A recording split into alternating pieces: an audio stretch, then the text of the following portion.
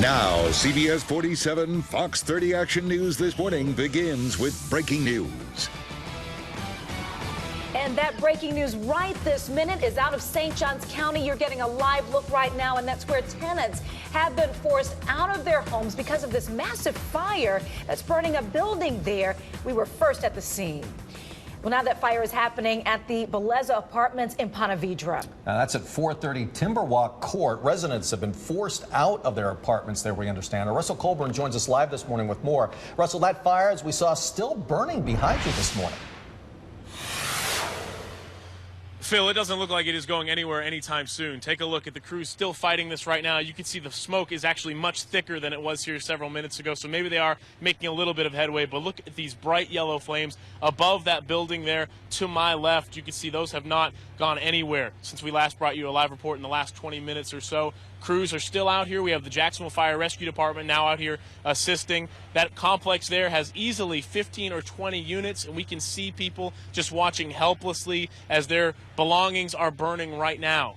The crews initially got the call out here before 5 o'clock this morning. Immediately they ran in trying to make sure this was unoccupied. They did find that it was. Everyone had made it out safely, so there are no reported injuries right here. But this is the first priority here right now. Of course, getting everyone out and now putting this fire out. We have not been able to speak with fire officials yet this morning because they are so busy here on scene. This is frantic. It is a scramble. And again, the people that live here are just left to watch helplessly. Of course, we will continue to follow this breaking news story on air and online for you. We have not seen any signs of the state fire marshal being called to come out here or not, so we don't know if this fire is being considered suspicious at this time. Presumably, they will come out and investigate to determine the exact cause and the origin. But again, crews have been out here for the last hour since getting the call before 5 o'clock this morning. The most important thing, no reported injuries. As I'm speaking to you right now, police are putting up crime scene tape to make sure everyone stays back from this. We are at the complex right across the street from this,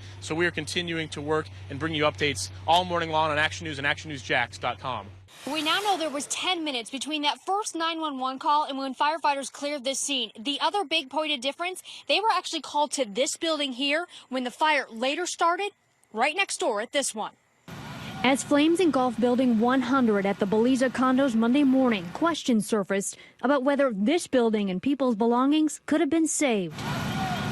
This woman told Action News she first called 911 at 4:05 a.m. I'm smelling smoke coming from somewhere. It could be across the way. It could be from this building. According to new dispatch records I obtained, the dispatcher noted Engine 10 was dispatched at about 4:08 and was en route by 4:10 a.m. But by 4:15, dispatchers reported the call of smoke odor in the area unfounded, leaving less than 5 minutes for the crew to investigate the call. But there's an important difference to note. According to this dispatcher report, firefighters were called to Building 700, not the building that caught fire. We drove the 2-mile route from the fire station in Ponte Vedra Beach to Beleza condos, down A1A and parked by Building 700. It took us almost 10 minutes abiding by traffic laws. They were here for roughly 5 minutes. In that 5 minutes, we were able to walk all around Building 700. But how close is that to Building 100? And you can see Building 700 actually lines right up to Building 100 where the fire was.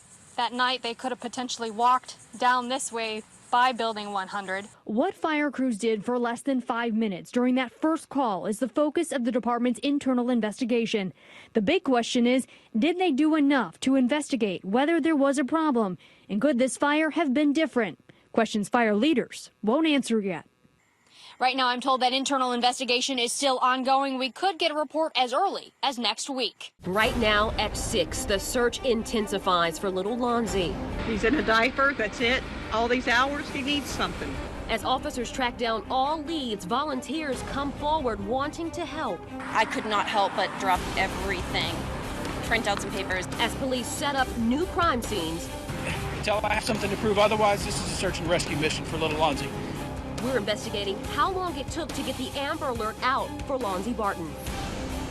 And I am John Bachman, live on the south side at the JSO Command Center, where time is of the essence. We have rain, we had the heat earlier, and we are fast approaching hour number 16 since little Lonzy Barton was reported missing.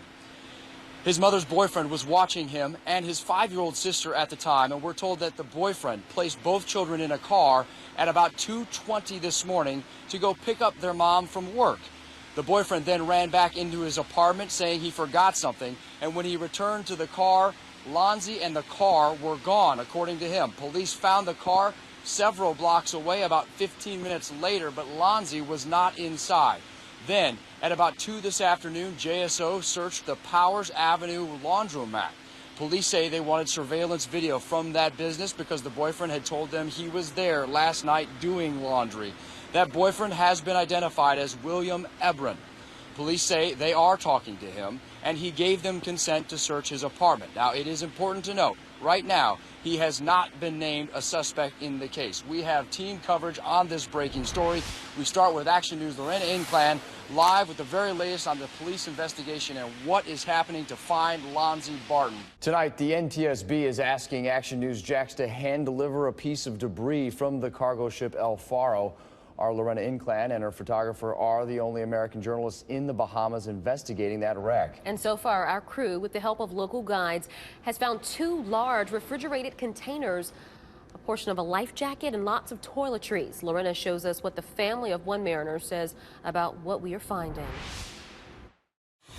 Locals here in Great Exuma believe that even more debris will start coming up ashore in the months and years to come. But of the significant finds is this one, a life jacket found by a local. The NTSB now wants us to bring it back to the United States so that it can be part of the investigation. The island of Great Exuma in the Bahamas is surrounded by beautiful beaches.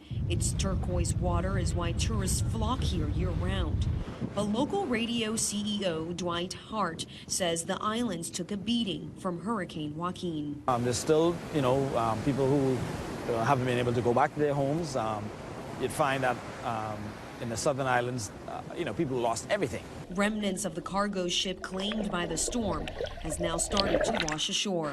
Everything from food products to bath products, kids' shoes, and even syringes, causing a major concern for locals. According to the National Transportation Safety Board, El Faro's last known location was just off the coast of Crooked Island. But people here tell me debris is showing up in San Salvador, Long Island, and as far away as Great Exuma, where we found 2 containers and lots of toiletries. There was talk that there was a second container. And that may be it. On day 2, our boat driver spotted this large object in the distance. It turned out to be a second refrigerated container that washed on a beach we could only access by boat. The wives of 2 men aboard the ship have contacted us after finding out we were in the Bahamas. Rafal Sadovish's wife says she's clinging on to hope. I don't believe my husband is dead. And we in Poland don't believe our husbands are dead. For the families of those lost, each item covered in sand on these beaches is a reminder of a tragedy so big that not even the largest waves can wash away. A family member of someone aboard the ship tells us that a petition has been started to continue the search. They tell me that they will not lose hope, despite it now being 4 weeks since El Faro disappeared. Reporting from Great Exuma, Lorena Inclan, Fox 30, Action News WJAX. Team coverage continues now with Chief Meteorologist Mike Burrish with the conditions that the ship was facing as Joaquin grew. Mike. Right, John, we're going to go back. I don't want you to get too confused here, you guys. We want you to pay attention to how this is going to play out. This is Wednesday morning, and this is probably about, the ship left Tuesday sometime during the day. So this would have been what the forecast would have been, what they would have been looking at, and it was forecast to be moving toward the eastern portions or just east of the Bahamas as a hurricane and then turning toward the north with time. And as that was updated Wednesday evening, the forecast was to take it to a Category 4 hurricane, which of course we know now it did do that and was moving toward the central Bahamas. This data should have been available to the ship, no question about it. And finally, Thursday morning, which is of course the last transmission from the ship, a Category 3 becoming a Category 4 hurricane over the central Bahamas, a powerful, large hurricane with its tropical storm force winds extending more than 200 miles out from the center. Tonight, an Action News investigation reveals new concerns about the timing of railroad crossing arms. That's after a car was split in 2 in Riverside Tuesday. New video evidence raising questions about the timing of those crossing arms at College Street and Willow Branch Avenue. Something caught our attention while reporting on how this car was cut in half by an Amtrak train in this security video. The safety arms at the railroad crossing off College and Willow Branch and Riverside aren't consistent in their timing. Just hours ago, during Action News, Katie McKee's live report on Action News at 5, we saw a train barreling down the tracks and the crossing arm was still going down. Take a look at our clock. The gate is down less than 2 seconds before that train zooms by. We went through federal transportation codes and found this section. It says in part that the gate arm must, quote, assume the horizontal position at least 5 seconds before the arrival of any normal train movement through the crossing. And as you can see behind me, both arms are working right now as a train. Take a look at Action News' Catherine Barnum during her live report Tuesday night. Watch as the gate arm is lowered and is down for more than 10 seconds, and a train still hasn't passed by. We asked CSX about the reason for the inconsistency, and they say they have no comment because of the active investigation. We also asked about the train's speed and whether that could impact warning times in that crossing arm. Another section of the Federal Transportation Code says the 5-second provision requires the gates are horizontal for the normal operation of through trains. JSO's report on Tuesday's crash cites the driver for skirting the crossing arm, but does not say how fast the Amtrak train was going. But as the video we gathered in our investigation shows, something seems off about the crossing at College and Willow Branch. I want to show you this video. We shot this about a half hour ago. You can see that clock going to about 5.1 seconds with another Amtrak train going by this crossing within that 5-second rule set forth in those federal guidelines. We also do want to mention that we started recording just moments after that arm had gone down. I have reached out to Amtrak. They tell me that right now they cannot comment. Anything needs to come through CSX. Again, we did reach out to CSX as well. They tell us they can't say anything because this is an active investigation. Reporting live from Riverside, Cole Lee, CBS 47 Action News JAX. Drones, you've seen the amazing video and the vantage that they give us. Now drones are a part of your Action News JAX coverage. Like this video we showed you last month of severe flooding in South Carolina. Action News JAX is the first local television station to receive FAA approval to use drones to help bring you important stories from across our area. Action News JAX Paige Kelton joins us live. And Paige, this provides a unique and exclusive level of coverage for our viewers.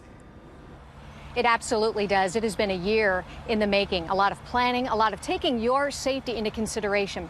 We are on the cutting edge, actually working with the FAA to approve and come up with regulations that someday other media outlets will use when it comes to drone operation. This is what it looks like. Sky Vision. We are the only local station approved by the government to operate one of these. It's an unmanned aerial system. I'm going to carefully put it down and back away to a safe distance, and we're going to put this thing up in the air. Every time it leaves the ground, we are operating within state and federal law. We're operating at a safe altitude, and every time Sky Vision leaves the ground, it's being operated by a licensed pilot. It's light, nimble, and can take us from the ground to the skies in seconds.